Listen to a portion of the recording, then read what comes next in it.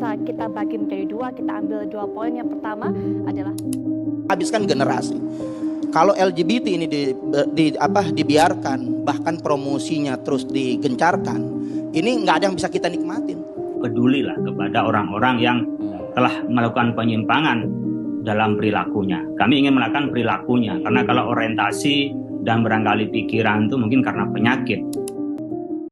Kelompok LGBT di Indonesia seringkali mendapatkan diskriminasi dan prasangka buruk dari masyarakat. Meskipun semboyan negara kita adalah Bhinneka Tunggal Ika, yang berarti berbeda-beda tetapi tetap satu. Tetapi aksi diskriminasi masyarakat maupun pemerintah terhadap kelompok LGBT masih marak ditemukan. Salah satu contoh kasus dari diskriminasi ini adalah pada tanggal 11 September 2022. Dua sersan TNI di Kelapa Gading, Jakarta, dijatuhkan hukuman pidana pokok selama 6 bulan dan diberhentikan secara paksa dari dinas militer. Karena berdasarkan surat telegram Panglima TNI yang dikeluarkan pada tahun 2009, 2019, dan 2021, ada larangan bagi prajurit TNI melakukan perbuatan asusila dengan jenis kelamin yang sama.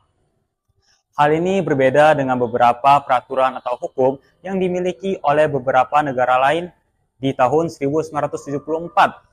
Belanda menjadi negara pertama yang melarang diskriminasi terhadap LGBT di kemiliteran. Di tahun 2011, terdapat 6-8% dari kemiliteran Belanda yang merupakan anggota dari LGBT. Meskipun berdasarkan military onesource.mil, sejak tahun 2011, individu yang sudah mengekspresikan seksualitasnya sebagai salah satu dari kelompok LGBT diperbolehkan untuk mengabdi sebagai militer di negara Amerika Serikat. Kasus pemecatan 2 TNI di Jakarta ini hanya merupakan salah satu contoh dari kasus diskriminasi yang dialami oleh kelompok LGBT di Indonesia. Hal ini merupakan hal yang kontroversial karena banyak pihak yang berkata bahwa pemecatan itu bersifat tidak berdasar dan diskriminatif hanya karena mereka memang mengekspresikan seksualitasnya, harus menanggung konsekuensi yang sangat merugikan. Ini menggambarkan kebencian dan diskriminasi terhadap kelompok LGBT di Indonesia. Kemudian menurut survei yang dilakukan oleh LSI, pada tahun 2022, kelompok sosial yang paling tidak disukai di Indonesia merupakan kelompok LGBT, dengan angka sebesar 38,5%, diikuti oleh kelompok komunis di Indonesia sebesar 31,1%. Lalu di tahun 2013 terdapat 89,3% LGBT di Indonesia mengalami tindakan kekerasan dan diskriminasi. Hal ini dilansir dari survei yang dilaksanakan oleh Lembaga Sosial Masyarakat Arus Pelangi. Banyak pula stigma buruk dan prasangka masyarakat mengenai LGBT sebagai salah satu bentuk dari penyakit atau penyimpangan seksual. Lantas, apakah benar bahwa LGBT merupakan sebuah penyimpangan seksual? Apakah mereka layak mendapatkan diskriminasi sebagai sanksi sosial?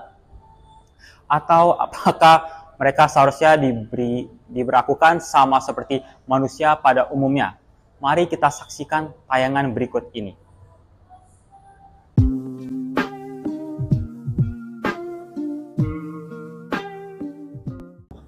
Orientasi seksual itu adalah pilihan seseorang dalam kesukaan seksualnya dia. Jadi misalnya mau dia laki-laki mau dia perempuan, dia lebih sukanya tuh kemana. Orientasi seksual itu tidak berbicara mengenai penampilan, tapi ya benar-benar hanya orientasinya aja. Dia lebih suka dengan sesamanya atau dengan yang lawan jenis, seperti itu.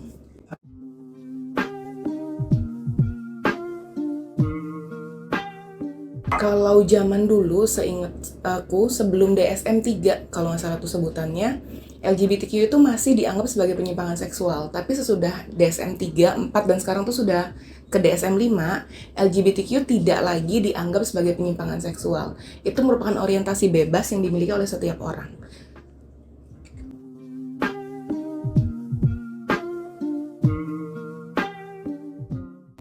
Antara iya dan tidak ya. Maksudnya gini, kalau jawabannya iya adalah beberapa dari klien yang aku tangani adalah mereka yang dari awal memang salah mengenali orientasinya. Jadi misalnya aku pernah dapet klien, dia umur 20-an, terus dia bilang, "Kak, kayaknya aku suka sesama jenis deh." Terus aku tanya, "Kenapa?" "Karena aku senang main sama perempuan, aku senang pergi berdua sama mereka." Setelah aku telusuri lebih jauh, ternyata bukan orientasinya bukan ke seksual, tapi dia nyaman karena sesama temen gitu. Di situ aku kasih tahu dia bahwa itu ternyata sebenarnya bukan orientasimu bukan ke sesama perempuan, tapi memang sesama manusia kita tuh butuh afeksi gitu. Jadi itu aku jelasin ke dia, setelah itu dia baru ngeh, oh iya ya gitu. Dia salah mengenali rasa. Tapi setahuku kalau mereka yang memang sudah dari awal itu orientasinya berbeda, sulit ya untuk bisa mengembalikan orientasi mereka. Tapi bukan tidak mungkin. Mungkin pada beberapa kasus yang jumlahnya tidak banyak bisa, tapi itu sulit. Dan yang pasti begini, dorongan itu akan terus ada. Tapi kembali ke orangnya, apakah mereka kemudian mau mengikuti dorongan itu, atau mereka memilih bahwa jalur yang dianggap normal oleh sosial. Seperti itu.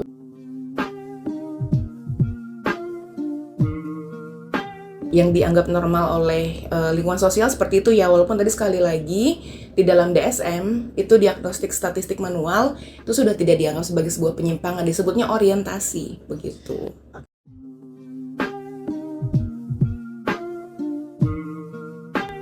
Kalau apakah lingkungan mempengaruhi? Tentu bisa gitu. Bagaimana dia bertumbuh dari kecil, bagaimana dia melihat orang tuanya, bagaimana seorang anak itu belajar mengenal seksualitasnya sendiri, dia diajarkan oleh orang tuanya, oleh lingkungan, itu sangat mempengaruhi bagaimana orientasi seksual seseorang. Begitu.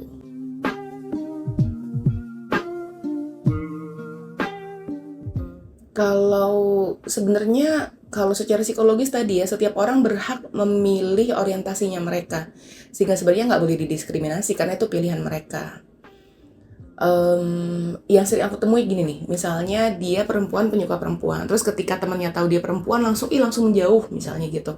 Biasanya aku akan kasih tahu, aku akan edukasi bahwa sekalipun mereka itu penyuka sesama jenis, mereka tuh tetap punya selera mereka sendiri kok.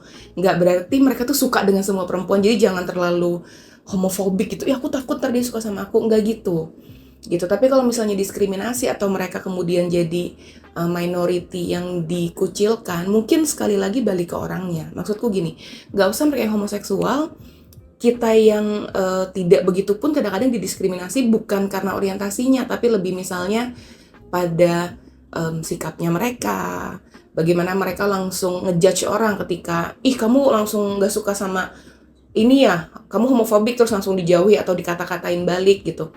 Jadi sebenarnya bukan, kalau yang aku lihat gitu, kalau secara orientasi itu tidak ada masalah, tapi mungkin ada beberapa dari mereka yang kemudian akhirnya malah menuduh orang lain, menganggap tidak menerima mereka, atau memaksa orang lain menerima orientasinya mereka. Nah itu yang kemudian bisa jadi terjadi pembulian lah atau diskriminasi gitu.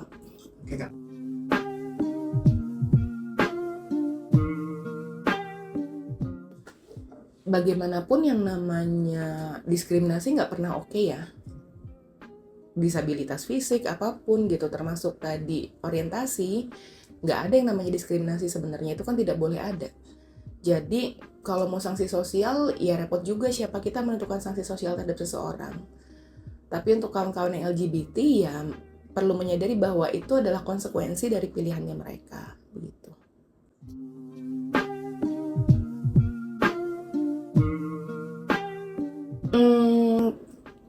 Susah ya kalau dibilang antara ya dan tidak. Di satu sisi kalau seseorang sudah cukup firm sebenarnya dengan apa yang menjadi pilihannya, harusnya tidak menular gitu. Tapi kalau misalnya dia sendiri memang ada di persimpangan, aku tuh sebenarnya ke arah kanan atau ke arah kiri, dan dia bergaul dengan satu kelompok, bisa jadi kemudian dia akan mendapatkan kenyamanan atau jawaban di salah satunya gitu. Jadi tidak berpengaruh kalau memang seseorang itu sudah firm, aku sudah tahu orientasiku. Tapi kalau dia sendiri masih galau, bisa terpengaruh.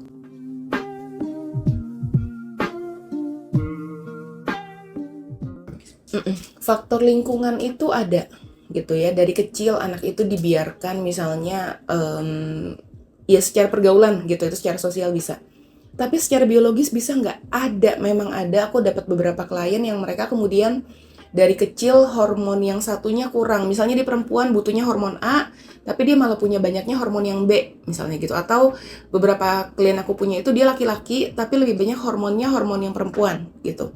Sehingga kalau memang dia pengen dalam tanda kutip bahasanya normal, dia kemudian perlu terapi hormon. Kasus-kasus seperti itu ada, tapi memang tidak banyak gitu. Kebanyakan lebih karena pola asuh, karena pembiasaan dari keluarga. Walaupun tadi sekali lagi, yang biologis ada, tapi jumlahnya kecil. Atau kalau mau ditarik lebih mundur lagi, mungkin kalau kita berbicara XXXY gitu ya, itu juga mungkin ada, tapi itu lebih sedikit lagi jumlahnya.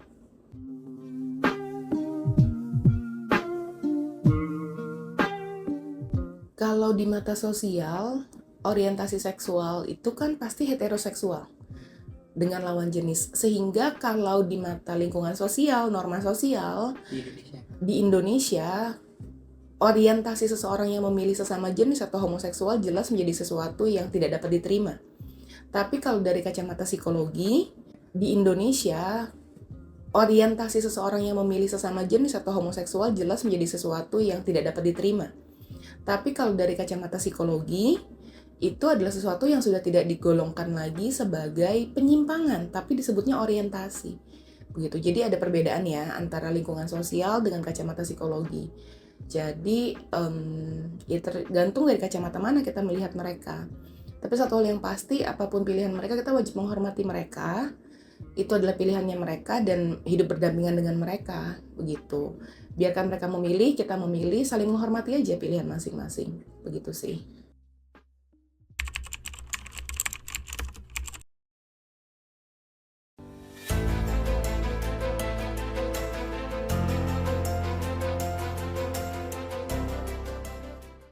Iya percaya, soalnya dalam beraktivitas mereka tuh sering dipandang buruk kan oleh banyak orang.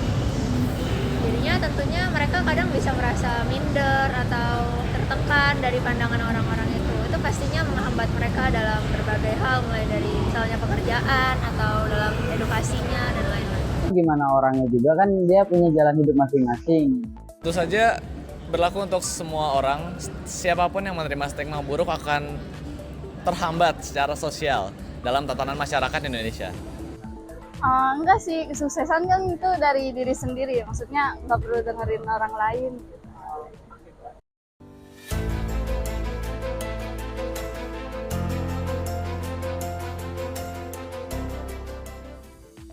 Layak karena menurut saya kita kan sama-sama manusia ya, sama-sama warga negara. Mereka begitupun sebenarnya nggak merugikan kita, jadi kita pun nggak punya hak untuk mengambil apa yang harusnya udah bisa mereka lakukan. Mereka juga sama kebebasannya sama kita, mereka bisa dapat kesempatan yang sama kayak kita.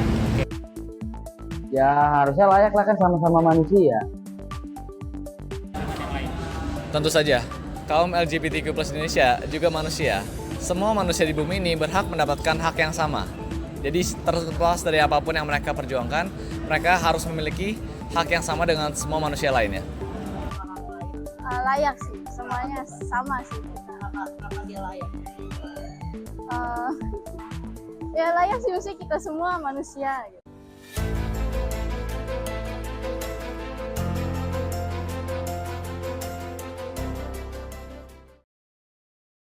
Enggak, karena kayak yang tadi mereka nggak merugikan kita kan, itu pilihan hidup mereka dan mereka juga nggak melakukan suatu kejahatan gitu kalau menurut saya. Dan secara kemanusiaan ya mereka sama kayak kita, jadi kita nggak boleh diskriminasi mereka. Sebagai status sosial, tidak. Kaum LGBTQ+ tidak layak mendapatkan diskriminasi. Tidak ada manusia yang layak didiskriminasi. Mereka menjadi seperti itu atau bisa dibilang mendukung LGBTQ+, itu belum tentu keinginan mereka. Karena seperti yang kita pahami secara kedokteran dan secara ilmiah, ada alasan-alasan lain kenapa seseorang dapat mendukung LGBTQ+. Oleh karena itu, tidak ada manusia yang layak untuk didiskriminasi. Ya kita terima aja kayak rakyat biasa karena kan masih warga kita juga atau sama-sama manusia, saling menghargai aja. Enggak layak, nggak boleh. Karena ya buruk aja sih, kita harus saling berbaik. Halo semuanya. Nah, ngomong-ngomong tentang LGBTQ, aku sekarang sudah berada di suatu tempat dengan narasumber yang pastinya juga relate dengan topik ini ya Kakak. Nah teman-teman, bagi yang belum tahu, aku mengundang Kak Arisdo Gonzalez. Nah, bagi teman-teman yang belum tahu, Kak Arisdo Gonzalez ini merupakan seorang LGBTIQ+ aktivis dan juga merupakan seorang influencer ya Kak di IG ya, dengan followers yang lumayan tinggi guys. Dan juga Kak Arisdo Gonzalez ini juga sering upload konten tentang sexual health yang menurut aku tuh keren banget loh, bisa mengedukasi teman-teman tentang sexual health yang notabene tabu gitu di Indonesia. Nah, sekarang kita langsung aja tanya-tanya kali ya ke Kak Arisdo ini. Nah, Kak Arisdo ini boleh perkenalkan dulu dong, Kak Arisdo ini siapa sih di mata Kak Arisdo, di mata kakak gitu. Oke, halo teman-teman. Perkenalkan aku Arisdo Gonzalez. Aku seorang aktivis LGBTIQ+, dan bagian dari Pelangi Nusantara dan Yayasan Pesona Bibi Pasundan. Jadi memang bergeraknya di isu LGBTIQ+, sama isu kesehatan seksual, berbicara mengenai HIV, ARV, PrEP, dan lainnya. Oke Kak. Gitu. Nah sebelumnya berarti kalau kakak merupakan bagian dari Pelangi Nusantara, berarti kakak ini juga merupakan part of the LGBT community. Benar sekali. Nah kakak ini kan di Indonesia ini kan gimana ya bilangnya, orientasi seksual yang dianggap normal itu merupakan heteroseksual gitu. Nah kakak kan juga merupakan part of the LGBT, jadi kakak bukanlah seorang heteroseksual gitu. Nah kakak kapan sih kakak menyadari bahwa kakak itu berbeda? Wow, kapan aku menyadari berbeda itu setiap orang tuh beda-beda pasti. Mereka di saat mereka sadar bahwa mereka tuh berbeda. Namun aku sadar itu ketika aku masih kecil, waktu masih SD. Aku ngerasa aku udah feminin dan punya ekspresi yang seperti ini, flamboyan atau kemayu. Namun sadar bahwa aku punya orientasi seksual gay itu ketika SMA, mungkin itu masa dewasa ya, menyadari bahwa aku tertarik sama laki-laki. Dan waktu itu confusing karena belum ada sama sekali edukasi mengenai LGBTIQ+, BSC, dan lain-lain. Jadi konteksnya bergumul hebat lah pada masa-masa itu, karena memang belum ada edukasi yang tepat mengenai keberagaman ini. Oke, ngomong-ngomong soal keberagaman nih, kakak branding di Instagram kakak, di platform LinkedIn kakak juga itu kakak menulis aktivis keberagaman, dan di salah satu interview juga kakak branding diri sendiri sebagai aktivis keberagaman. Nah untuk aktivis keberagaman tersendiri itu sebenarnya mempunyai arti apa sih Kak bagi teman-teman yang belum tahu? Oke, aktivis keberagaman adalah bagiku sendiri ya, ketika seseorang itu berani untuk menyuarakan, mewakili teman-teman komunitas. Karena jarang banget aku lihat ada teman-teman yang berani vokal gitu. Dan aktivis bagiku adalah ketika dia aktif, konsisten berbicara mengenai LGBTIQ+ untuk komunitas secara positif dan merepresentasi di media sosial sebagai wujud nyata bahwa LGBT juga baik gitu, punya hal yang positif. Nah ada juga nih Kak, aku baca-baca kakak juga merupakan lulusan dari Sekolah Tinggi Filsafat Teologi Jakarta. Nah setahu aku ya, teologi itu tentang ilmu kekristenan kan Kak, itu apakah betul? Teologi itu adalah ilmu yang membahas tentang ketuhanan dari banyak sekali lensa, pola pikir, filosofi, dan lain-lain. Oke, ngomong tentang agama dan tentang melayani Tuhan nih. Kakak kan sering aku melihat IG kakak juga sering ada highlight gay and faith gitu. Kakak juga sering meng-highlight ilmu kekristenan kakak, agama kakak, dan juga kakak sering memberi pernyataan tentang agama dan keberagaman. Nah, notabene kan agama sama keberagaman kan banyak yang gimana ya? Bisa dibilang kalau misalnya teman-teman di suatu agama menentang tentang keberagaman ini. Nah, kakak itu gimana tuh maksudnya? Kakak meng-highlight tentang keagamaan tapi juga keberagaman tuh dari sudut pandang kakak tuh seperti apa? Wow, pertanyaan cukup ini ya. Aku pengen kayak ngasih POV bahwa memang pembahasan mengenai agama dan keberagaman, isu LGBTIQ+ menjadi isu yang panas dan bisa menimbulkan pro dan kontra. Dan netral juga, ada orang yang kayak nggak peduli sama sekali. Dan memang membahas tentang ini tuh kayak sensitif juga, dan memang bakalan beresiko tinggi untuk mereka yang berbicara. Ketika mereka berbicara mengenai yang kontra terkait LGBT dalam sudut pandang agama, ada kelompok yang tidak setuju. Ketika ada yang ngomong pro, ada kelompok yang tidak setuju. Netral pun sekalipun tidak setuju. Tapi bagiku adalah ketika kita membahasakan agama yang memang mengajarkan nilai kebaikan, dan siapapun itu, apapun itu identitasnya, apapun itu orientasi seksualnya, ketika dia bisa berbuat baik, dia tetap menjalankan ibadahnya, siapa yang bisa menghakimi bahwa dia adalah salah gitu. Ini bukan tentang identitasnya, tapi tentang iman dia yang memproses dan berefleksi dalam kehidupannya. kayak teman-teman LGBT juga masih banyak kok yang kayak Pergi gereja. beribadah, pergi gereja, sholat dan Melayani lain-lain, Tuhan. mengenai Tuhan dan lain-lain. Tapi karena memang mereka yang mayoritas yang menganggap bahwa cis heteroseksual adalah kelompok yang paling valid dan diafirmasi oleh Tuhan dan mengklaim bahwa Tuhan tuh hanya menerima doa-doa dari cis hetero. Aku rasa pemikirannya yang keliru. Teman-teman queer juga punya kesempatan yang sama berefleksi dan diafirmasi oleh sang kasih itu sendiri. Oke. Nah, kakak nih ngomong tentang keagamaan dan religiusitas. Kakak sampai sekarang apakah masih aktif dalam melayani di gereja atau kakak lebih milih beribadah sendiri atau Aku jujur, aku udah meninggalkan gereja sejak 3 tahun lalu karena waktu itu aku nggak bisa melayani. Jadi mereka ngomong, soalnya di situ kami nggak bisa menerima kamu sebagai pelayan karena memang identitasku, karena memang jemaat masih belum siap kayak itu. Coba cari pelayanan lain. Dari situ aku mungkin kayak punya isu sendiri terhadap gereja. Jadi aku kayak meninggalkan gereja dan sekarang melayani di komunitas. Untuk ibadah sendiri aku punya mimbar di dalam kamarku sendiri dan itu yang membuat aku tetap connect ke Tuhan. Nah, aku kan tadi udah ngobrol-ngobrol sama kakak nih. Kakak mengganti beberapa term seperti pengidap atau penderita atau misalnya kaum. Itu boleh tahu gak sih kak? Ini kan beberapa mungkin derogatory atau ofensif kepada teman-teman HIV positif sama kelompok LGBT.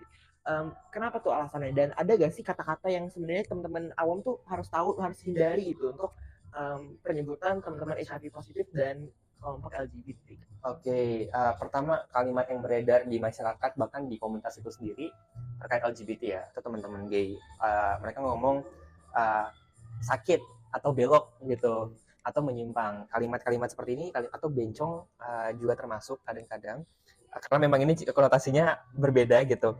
Keempat kata ini kadang dilekatkan pada teman-teman komunitas LGBT atau teman-teman gay gitu. Dan kenapa kalimat ini menjadi diksi yang kurang tepat? Karena itu kayak menyematkan hal yang negatif pada suatu kelompok.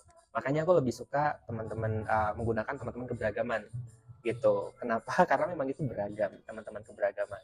Nah, ngomong-ngomong, aku mau nanya tentang suatu isu yang lumayan sensitif juga sih. Ini tuh ada kejadian kak, kakak nih sebagai part of the LGBT community juga gitu. Ada kejadian di tahun 2022 ada 2 sersan TNI yang diberhentikan secara paksa karena mereka tuh diduga anggota kelompok LGBT. Nah, dia tuh diberhentikan karena ada inilah surat telegram Panglima TNI-nya. Emang ada aturan berlakunya. Jadi mereka diberhentikan secara paksa. Menurut kakak, tanggapan kakak sebagai keberagaman, orang yang memiliki keberagaman itu gimana? Jujur berbicara mengenai teman-teman yang akhirnya mengalami diskriminasi di tempat kerja, khususnya di satu institusi negara yang berbicara mengenai keamanan dan lain-lain, ini jadi sesuatu kecemasanku gitu, bahwa memang negara ini belum aman, negara ini masih belum ramah bagi teman-teman keberagaman. Artinya di saat kamu menjadi LGBT dan kamu bekerja di satu institusi, ini bukan tentang identitas kamu sebagai LGBT, tentang komitmen kamu untuk melindungi negara. Apapun itu identitas kamu, orientasi seksual kamu, ya kamu berhak untuk join gitu di TNI dan yang lain. Ya, karena dari riset aku juga di negara-negara lain itu sudah memperbolehkan gitu. Seperti Belanda, negara pertama yang melegalkan melarang diskriminasi terhadap orang LGBT di kemiliteran. Dan juga di US juga sudah melegalkan itu dari beberapa tahun yang lalu gitu. Dan Indonesia jadi salah satu negara yang masih belum membiarkan hal itu terjadi. Ya, aku juga melihat bahwa ternyata bias heteronormatif masih ada di dalam ruang lingkup TNI itu sendiri.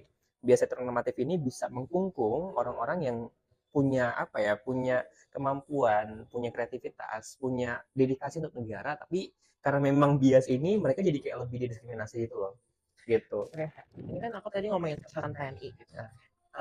Aku mau ngomongin tentang industri lain. Kakak pernah nggak sih mendengar cerita dari teman-teman kakak yang beragam juga, yang akhirnya diberhentikan atau dirugikan dari pekerjaannya gara-gara identitas mereka? Itu gimana?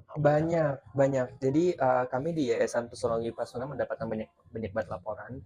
Ada teman-teman yang akhirnya diberhentikan di kerjaan karena ketahuan sebagai gay, dan ada juga dari rumah sakit ketahuan gay akhirnya diberhentikan juga. Dan aku ngelihat bahwa realitas ini menjadi realitas yang nyata bahwa Indonesia belum aman, belum afirmasi terkait keberagaman, dan identitas heteroseksual jadi identitas yang menjadi utama atau prioritas. Jadi menurut kakak juga kayak apapun identitasnya, asal dia profesional, asal dia kerjanya tidak merugikan orang lain, harusnya boleh ya kalau benar. Aku juga baca-baca tentang kakak merupakan kakak tuh baru tahun 2023 lalu kakak dapat penghargaan dari Unites ID. Nah, tentang HIV champion di kategori Youth Champion. Ini tuh penghargaan seperti apa sih Kak? Boleh diceritakan? Oke, jadi UNAIDS atau Badan UN yang bekerja untuk isu HIV di Indonesia, UNAIDS Indonesia, itu baru tahun kemarin itu bikin penghargaan untuk teman-teman yang vokal, mereka yang aktif di komunitas gitu, dan dedikasi mereka, berkomitmen mereka. Jadi kayak ada 4 penghargaan, dan salah satu penghargaannya Youth Champion, ya, penghargaan untuk orang muda yang bekerja melayani teman-teman komunitas, dan aku dapat penghargaan itu sebagai dedikasi lah ya, dedikasiku untuk komunitas, dan akan selalu komitmen untuk bekerja sebagai komunitas. Kakak kan juga hadir nih di Christian Conference of Asia di Bangkok, Thailand. Nah, kakak tuh ini kan tanggal 5 sampai 8 April, berarti baru banget nih 2024 lampau. Nah, kakak ini kan tentang combating with HIV and AIDS. Kakak di sana diundang sebagai apa? Dan job desk kakak di sana untuk apa? Aku waktu itu diundang sebagai panelis untuk berbicara mengenai isu LGBT dan isu HIV dalam konteks Indonesia, dan aku berbicara bahwa memang di Indonesia ini kerangka berpikirnya masih tentang agama gitu. Agama dijadikan tolak ukur untuk menghakimi atau menghukum teman-teman LGBT, termasuk teman-teman yang HIV positif. Dan aku memberikan perspektif bahwa kenapa kita nggak coba untuk memakai kacamata mereka untuk memahami mereka. Mereka ini teman-teman LGBT dan teman-teman HIV positif gitu. Berarti kakak di sana untuk membahas tentang diskriminasinya. Cocok banget nih sama topik kita hari ini, teman-teman. Nah, kakak kan sudah melakukan banyak nih untuk komunitas LGBT dan komunitas teman-teman HIV positif gitu. Khususnya untuk LGBT dan HIV positif. Kakak pernah gak sih melakukan hal-hal yang positif juga untuk masyarakat luas secara general, bukan cuma komunitas LGBT dan HIV positif aja, tapi masyarakat luas secara general? Apa yang pernah kakak lakukan gitu? Mungkin kayak nggak bahas tentang jauh-jauh banget ya gitu, kayak dampak apa yang aku lakukan, tapi kadang aku kayak ngeliat pengamen ngasih uang sekecil itu gitu, atau kayak ngasih uang sekecil itu Itu untuk kan kayak juga ngasih perubahan ya buat perubahan gitu, masyarakat gitu. atau kayak ngasih ke tukang parkir gitu, atau kayak ngasih sesuatu yang nggak bisa aku sebutkan ke orang-orang yang membutuhkan. Berarti kakak sering berdonasi ya. Nah, topik utama kita kan yang pengen kita angkat kan diskriminasi nih Kak.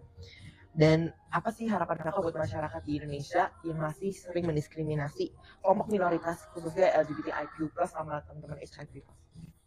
Harapannya coba lihat dari sudut pandang lain gitu, karena kita nggak seburuk itu. Kita juga sama-sama manusia, dan kita juga sama-sama merasakan luka, sedih, senang, happy, dan lain-lain. Dan ketika kamu mendiskriminasi seseorang karena identitasnya, kamu melakukan hal yang keliru. Karena identitas orang tuh beragam, sangat-sangat beragam, dan kita nggak bisa menjustifikasi bahwa identitas kita yang paling benar, identitas kita yang paling valid. Semua identitas apapun itu valid dan beragam gitu, dan indah juga gitu. Kita nggak bisa menjustifikasi bahwa oh aku yang paling benar, dia yang salah gitu. Oh menurut agamaku aku paling benar. Justru kita malah mengkotak-kotakan, membuat kotak baru. Kenapa kita nggak coba menyentuh kotak yang selama ini kita benci, kenal pengalamannya, kenal lukanya seperti apa, kenal hidupnya seperti apa, baru kau bisa paham bahwa hidup mereka tuh penuh dengan lika-liku juga gitu. Nanti kamu boleh nih ngomong ke kamera, pesan-pesan kepada yang nonton nih tentang discrimination towards HIV plus people sama LGBTIQ plus people. Apa sih Kak yang kakak pengen ngomongin? Aku pengen ngomong ke teman-teman, coba untuk mengenal, tidak langsung menghakimi. Coba untuk berjumpa, karena dengan titik jumpa kita bisa mengenal cerita orang itu, refleksi orang itu, dan pribadi dan persona orang itu. Ketika kita mengenal bahwa mereka berbeda, jangan langsung tiba-tiba langsung menghakimi, tapi lihat dari kacamata mereka, pakai sepatu yang mereka pakai gitu, dengarkan dengan telinga yang mereka selama ini dengar gitu, cacian dan lain-lain. Ketika kita mendengar itu semua dan merefleksikan bahwa ternyata hidup itu seberagam itu bakal meminimalisir diskriminasi sama stigma bagi orang yang berbeda.